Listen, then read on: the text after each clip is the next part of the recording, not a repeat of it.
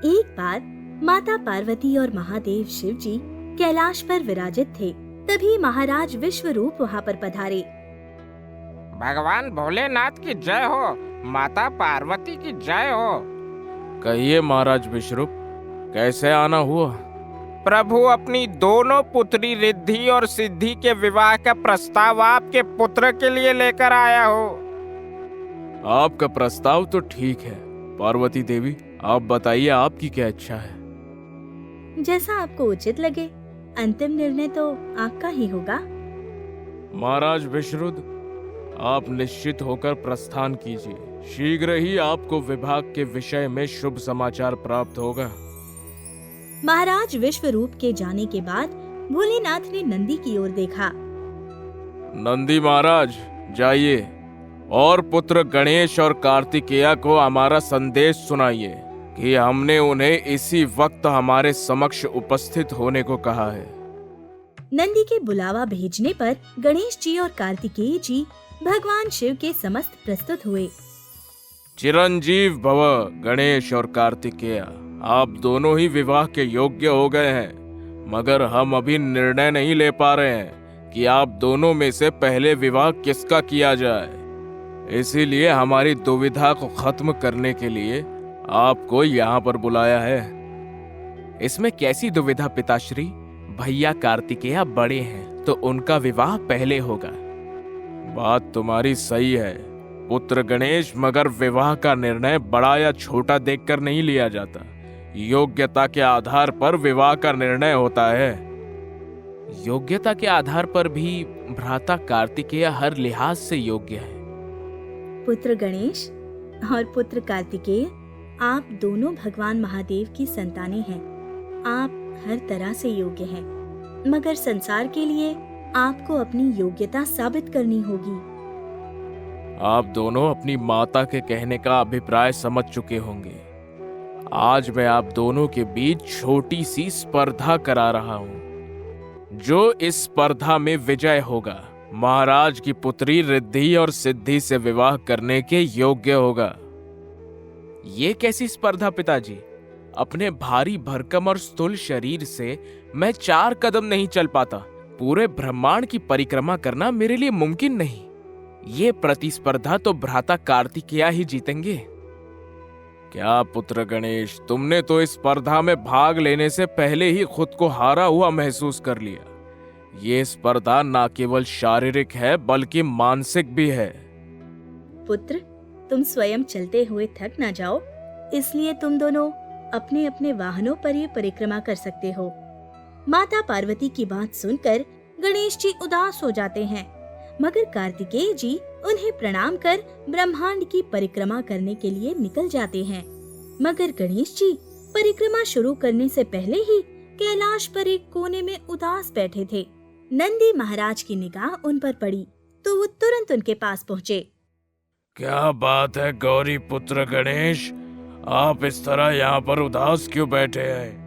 आप और कार्तिकेय भैया के बीच जो प्रतिस्पर्धा होनी थी वो शुरू हो चुकी है। कार्तिकेय भैया तो परिक्रमा करने के लिए जा भी चुके हैं। आप भी परिक्रमा शुरू कीजिए। बात आपकी सही है नंदी महाराज।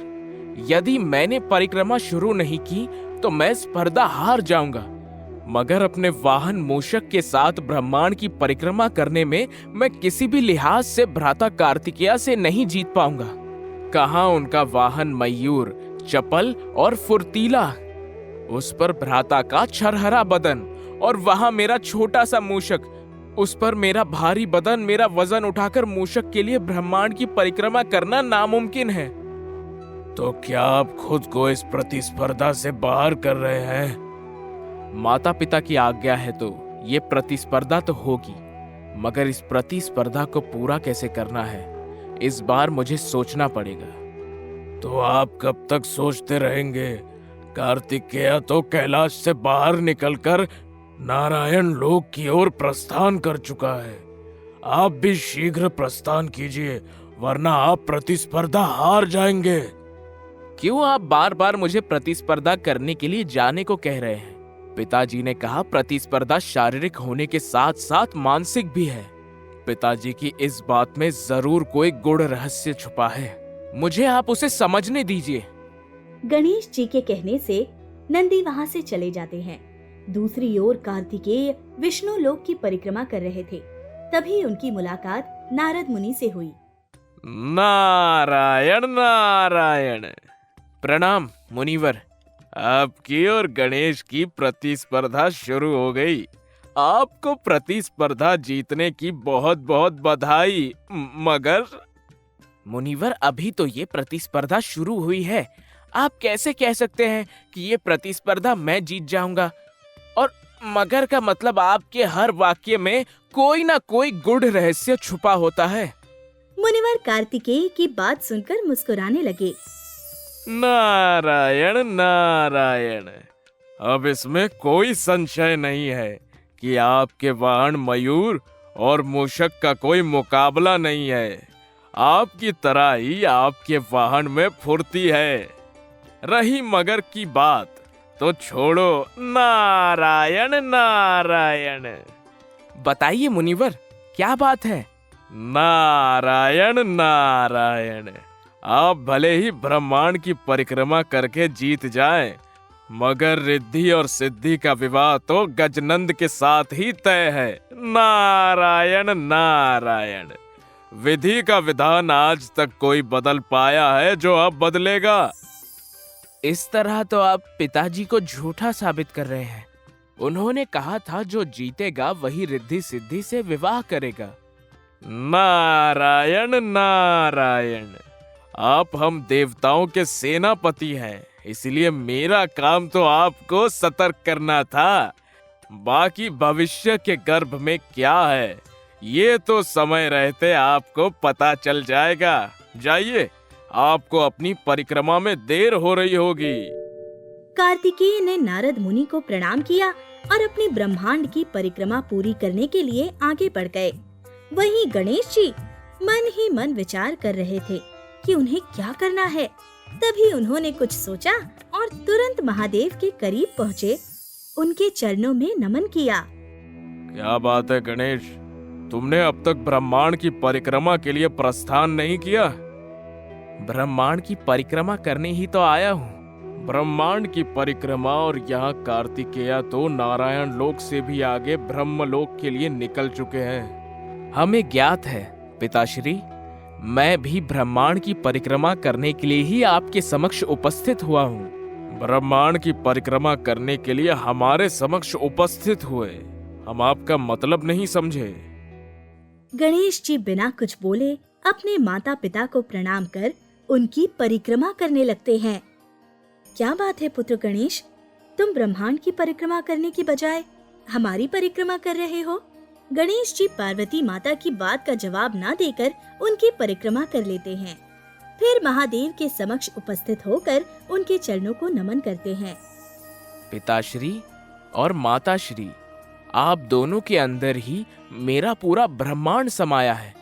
इसीलिए मैंने आपकी परिक्रमा कर कर ब्रह्मांड की परिक्रमा करने का पुण्य अर्जित कर लिया है।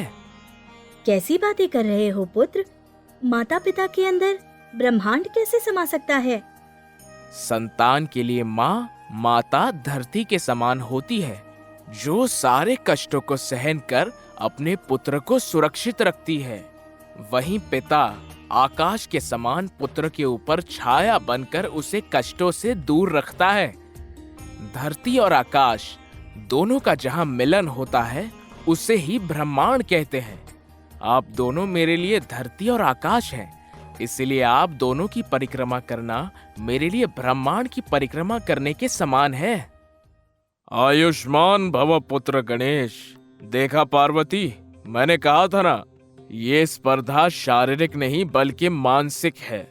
पुत्र गणेश ने सिद्ध कर दिया कि ये ऐसे ही प्रथम पूज्य नहीं है। जो स्पर्धा वो किसी भी हाल में नहीं जीत सकता था, अपनी बुद्धि का इस्तेमाल कर कर कम मेहनत में ही स्पर्धा को जीत गया है। गणेश, हम तुम्हारा विवाह रिद्धि सिद्धि के साथ तय करते हैं।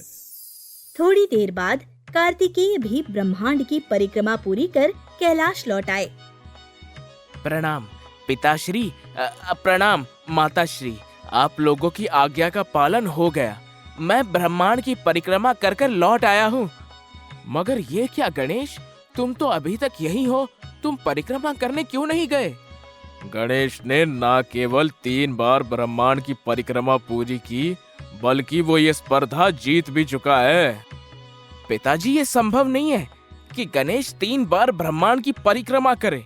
मुझे तो परिक्रमा के मार्ग में ये एक बार भी नजर नहीं आया। कार्तिकेय, हम स्वयं साक्षी हैं गणेश की परिक्रमा पूरी करने के। इसने अपने माता पिता को ब्रह्मांड मानकर उसकी परिक्रमा की है, इसलिए ये प्रतिस्पर्धा जीत चुका है। जल्द ही हम गणेश का विवाह रिद्धि सिद्धि के साथ कर देंगे। भगवान महादेव और माता पार्वती के आशीर्वाद से रिद्धि सिद्धि और गणेश जी का विवाह खुशी खुशी संपन्न हुआ।